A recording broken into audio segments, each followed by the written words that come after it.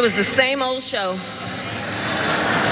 The divisiveness and the disrespect. And let me just say, the American people deserve better.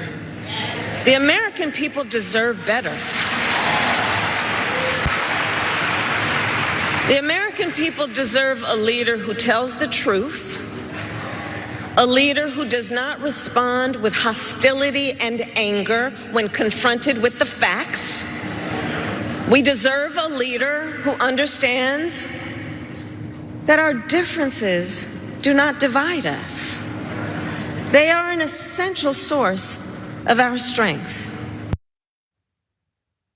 That's a very reasonable, level-headed response to that. It might even be how she actually feels coming out of those comments. I would say, again, not that she needs my license or whatever.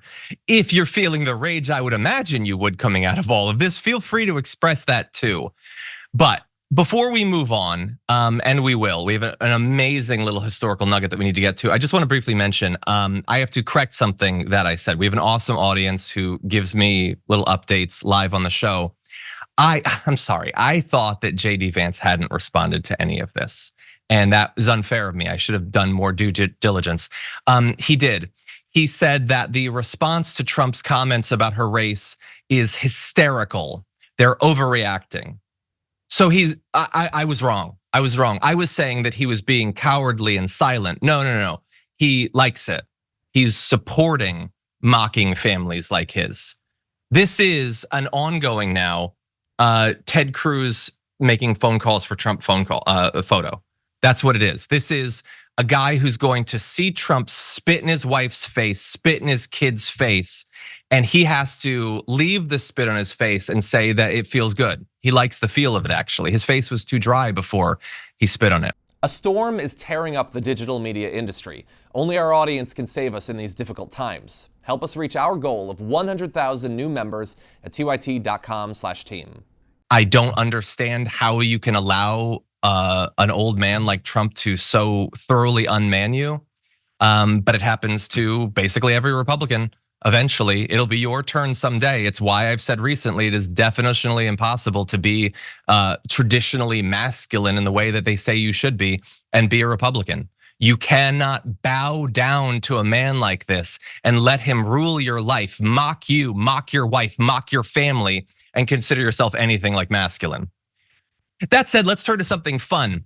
When Donald Trump said that Kamala Harris is confused about her race or she's suddenly become something, did anyone else believe, just feel deep down, there's probably something personal about this to Donald Trump? Well, it turns out that there is. Like everything else that Donald Trump says, there's projection there, baby. And unfortunately, the best breakdown of the projection comes via Inside Edition. So we can't play that for you because that would be the end of our channel or whatever, but I can describe it for you. So you might be wondering, well, how can Donald Trump ever have anything like what he's saying about Kamala Harris? I mean, look at him, like he's white, occasionally orange, but that I don't understand.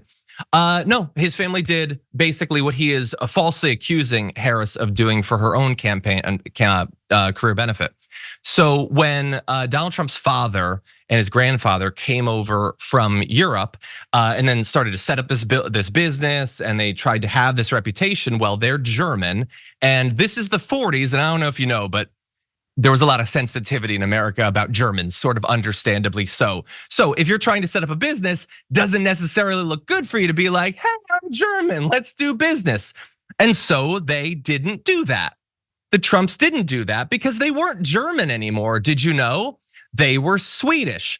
Not like in the traditional way that a person would be Swedish, meaning that like their family was from Sweden, because they weren't. They just told everyone they were Swedish. Okay, and that continued for a little bit. Okay, they started in the 40s and it continued until I believe 1989. Donald Trump himself in his early books described himself as being Swedish, despite the fact that he knew that they were not. And how do we know that he knew that?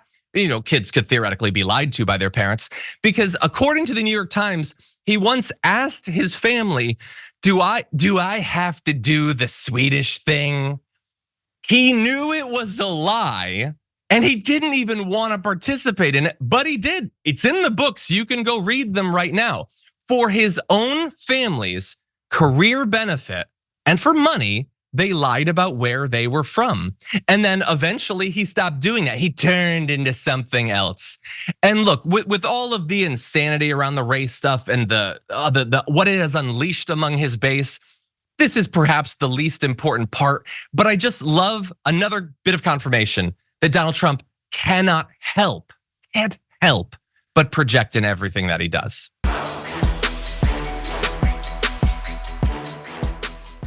Members make a difference here at TYT. You help make the show happen, and we see you in the chat with your loyalty badge. Click the join button to become a member today.